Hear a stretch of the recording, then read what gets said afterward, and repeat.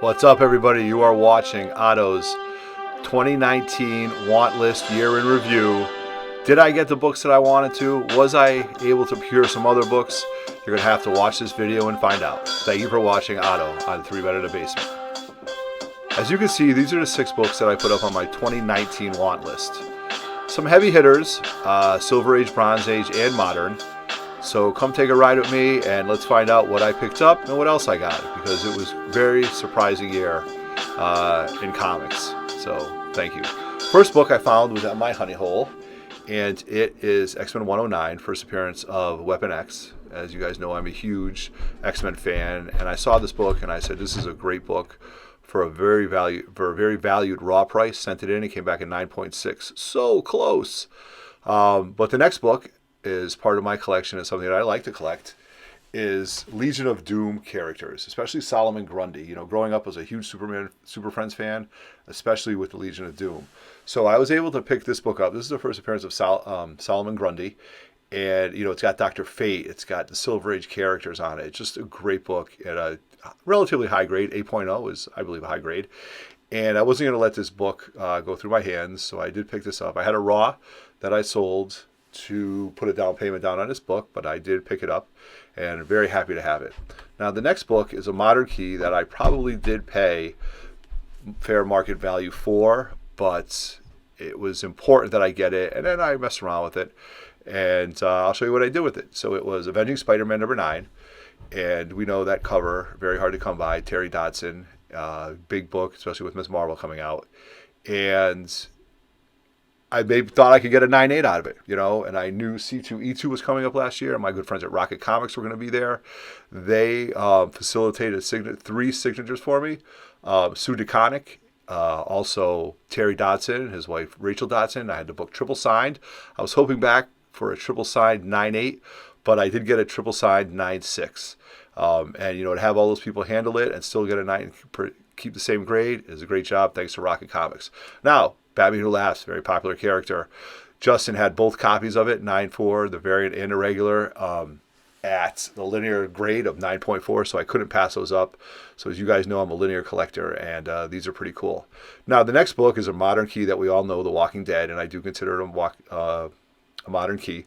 I picked this book up with 1, 2, and 3, and I held on to it. My local LCS pulled these out of a box that I don't think they even knew they had. It was never read. I was a little concerned that it wouldn't come back in 9.8, so I held on to it for quite some time. My goal was to use it as collateral for a book, or maybe a bigger book down payment. And after about 2 years, I had it sent in and it came back at 9.8. Very, very happy. Now, what was I going to do with that? I don't know. But it's not often that you see this book, and I consider this book a very undervalued Silver Age key. Possibly top 4 very important books. This is Brave and the Bold 28.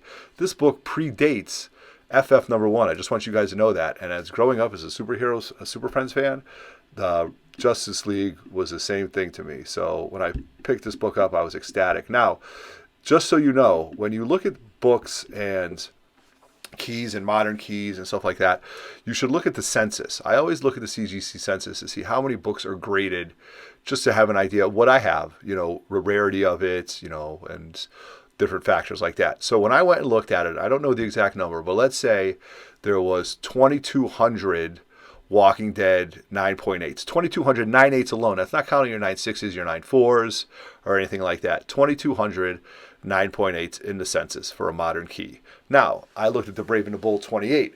In the entire census, and that's from a 0.5 all the way up to the highest grade, there was less than that number, whatever number that was, and I can't tell you exactly, in the CGC census for the Brave and the Bold 28. Now, do I want to get another Walking Dead 9.8? I absolutely do. Do I ever think I'll find one in the wild? Probably not. Maybe I have some collateral that I could trade for it at a local con, but I do want that book in my collection because I am a Walking Dead fan. I have stuck with it. I didn't read the books, but I did stick with the shows all the way through, and that's just a fun book to have. It's been cover swiped hundreds of different times, so very, very cool cover right there. Now, when we talk about our books, we often use our spec list, and these are 2 books that I bought. They are modern books. They are 9.8s. I paid less than $100 for them. Do I think I'm going to make four figures on these books? Absolutely not. But the fact that I do have them in 9/8, I didn't have to go hunting for them. Just to get them back. And those are something that we think about. Those are things that we think about quite often when we talk about slabbing modern books around. Will it come back? If you can get it for a 9/8, you might as well just pay the money for the shipping, for the pressing, and all that thing. So those two books are Darkhawk #1, which we talked about on Lords of the Long Box, and of course Dakota North, which we've talked about on Lords of the Long Box. So if these characters ever come to fruition, whether or not it's on TV or the big screen, I've got each of them in 9.8s. I'd like to see Dakota North maybe on like an ABC network or some type of show like that. Darkhawk, I'm not sure what they're going to do. Now, the next book is a book that has a key villain that hasn't appeared yet, but might.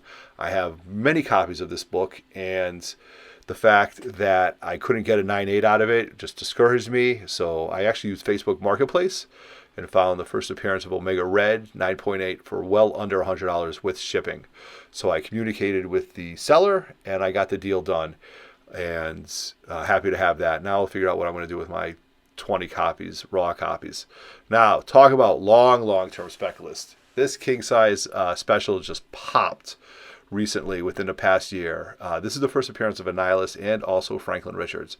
So after a while, you didn't see that many of them, but then the dealer started digging in their long box, and this was the first copy that I bought, a 3.5.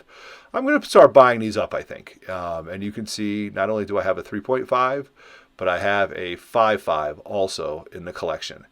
And I'm going to hold on to these, and as Justin says, maybe in 10 years this book will get hot, but it is a double first appearance. Just something you should know of, and especially, if the Fantastic Four come out, Franklin Richards is his son. They'll probably have a son by the second movie. So now, yeah. The next book is a book that I found on Instagram by somebody who was selling it.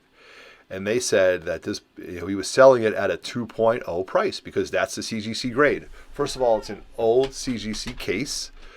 And I looked at it, and this was a book that I'm after. I'm a huge Ditko fan, and the panel cover, it's a key. It's only going up in value, so why wouldn't I try to go after this book? The guy gave me a great price at that price, and I went and purchased the Greater Notes immediately. And the Greater Notes said nothing about a cutout or writing on the inside. It just said dirty, and I just couldn't believe it. So Spider-Man keys are books that you should have. And then I took it. I held on to it for a little bit. I sent it out to one of our pressers. He cleaned it up. I sent it to CGC during on-site grading at Baltimore, and it came back a 3.5. White pages, all right? So I don't know how they said it was dirty.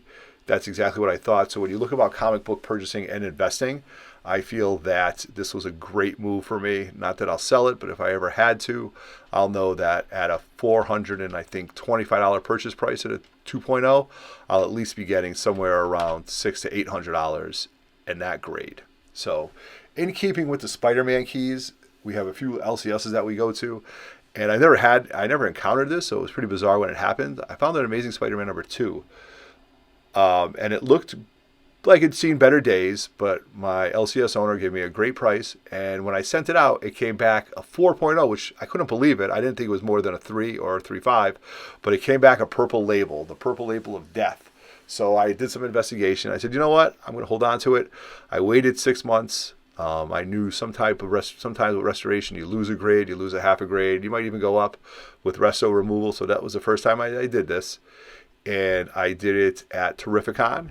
And when I got it back, I went from a 4.0 purple label to, I'll show you guys in a second. And then if you take a look at both pages, you can see where the resto removal was. It was in a lot of the black on the word bubble there. So it came back a solid 3.0, that's right. So, and you can see around where it says featuring the Vulture, there's some color removal.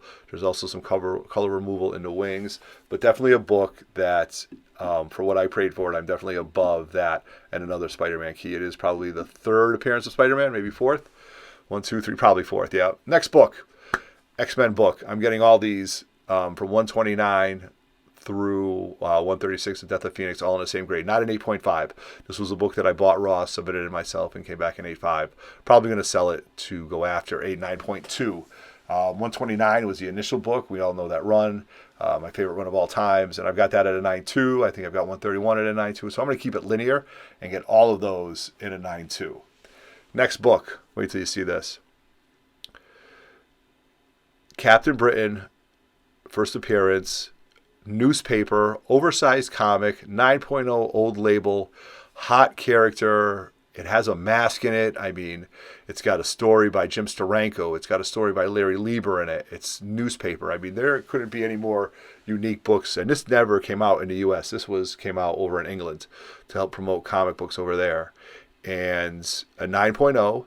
So I reached out to some people who were good at pressing. And I also knew that Chris Claremont, Jim Steranko, were going to be at Terrificon. So why don't I get this signed? Not many of them in the census. So I sent it out to a great presser, and it came back with 2 signatures on it, a 9.4. And I also did have an 8.5. If you can see, has a qualified label because it was missing the mask. I did sell that. But the 9.4 I'm holding on to. As you can see, Steranko's signature right there, Chris Claremont.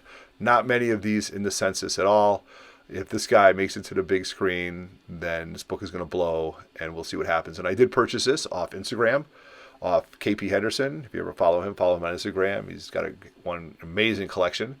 And the other book is off to a good family. You know, Let It Go without the mask. You can see the half in the purple label. You know, pretty bizarre to see, but, you know, definitely sent it over to a new home. Now, the best purchase is my Hulk 180 9.2.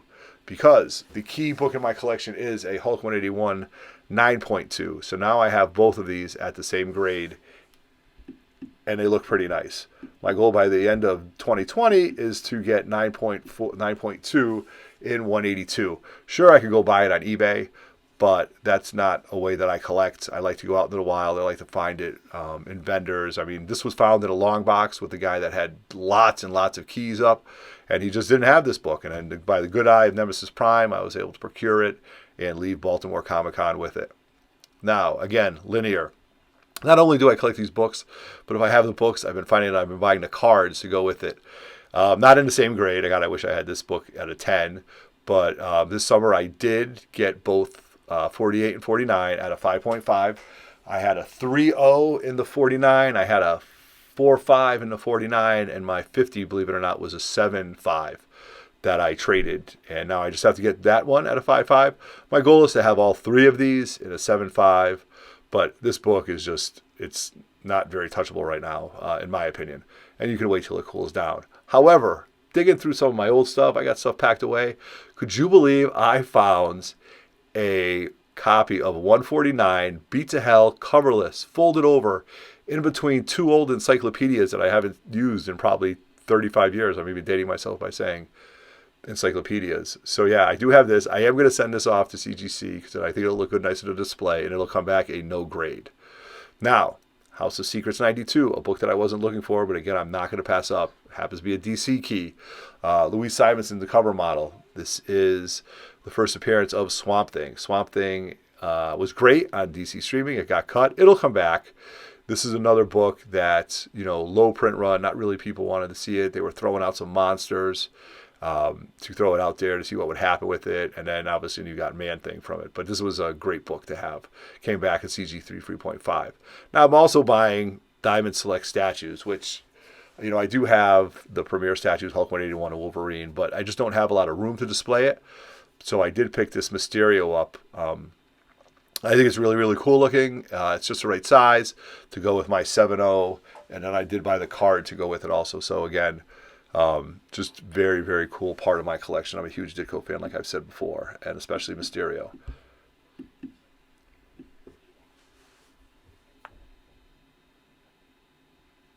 And the last book that I picked up, which was 2 streets down for me at a friend's house, he bought this raw. I had a 9.4. We've been talking about this for a while. It's been sitting on eBay. And over vacation, I said, hey, man, let's make a deal with this. So he gave it to me well below GPA.